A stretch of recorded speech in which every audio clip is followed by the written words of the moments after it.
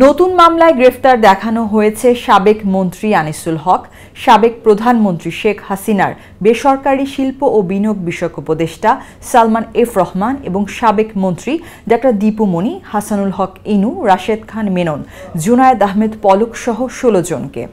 সোমবার ২০ জানুয়ারি আদালতে তাদের নতুন করে গ্রেফতার দেখানো হয়। আওয়ামী লীগের যুগ্ম সাধারণ সম্পাদক ও সাবেক সমাজ কল্যাণ মন্ত্রী ডা. দীপু মনিকে যাত্রাবাড়ী থানা ২টি মামলায় গ্রেফতার দেখানো হয়েছে।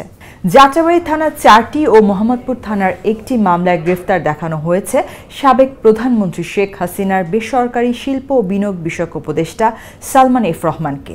একই থানার ৫টি মামলায় গ্রেফতার দেখানো হয়েছে জাসদের একাংশের সভাপতি ও সাবেক মন্ত্রী হাসানুল হক ইনু এবং বাংলাদেশের ওয়ার্কার্স পার্টির সভাপতি ও সাবেক মন্ত্রী রাশেদ খান মেননকে। যাত্রাবাড়ী থানার ৭টি, মোহাম্মদপুর থানার ১টি এবং খিলগাঁও থানার ১টি মামলায় গ্রেফতার দেখানো হয়েছে সাবেক আইনমন্ত্রী আনিসুল হককে। যাত্রাবাড়ী থানার ২টি এবং সূত্রাপুর থানার ১টি মামলায় গ্রেফতার দেখানো হয়েছে সাবেক আইসিটি প্রতিমন্ত্রী জুনায়েদ আহমেদ পলককে।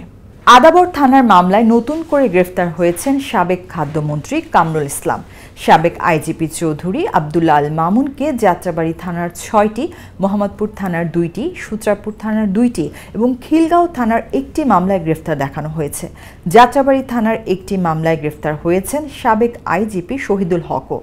এছাড়াও গ্রেফতার দেখানো হয়েছে সাবেক সংসদ সদস্য হাজী মোহাম্মদ সেলিম, সাবেক সংসদ সদস্য ABM ফজলে করিম চৌধুরী, চৌধুরী জাহাঙ্গীর আলম, নাসা গ্রুপের চেয়ারম্যান ও এক্সিম ব্যাংকের সাবেক চেয়ারম্যান নজরুল ইসলাম, সাব্বির আহমেদ স্বপন, মোহাম্মদ জুলহাস ও সাবেক কাউন্সিলর জামাল মোস্তফাকেও।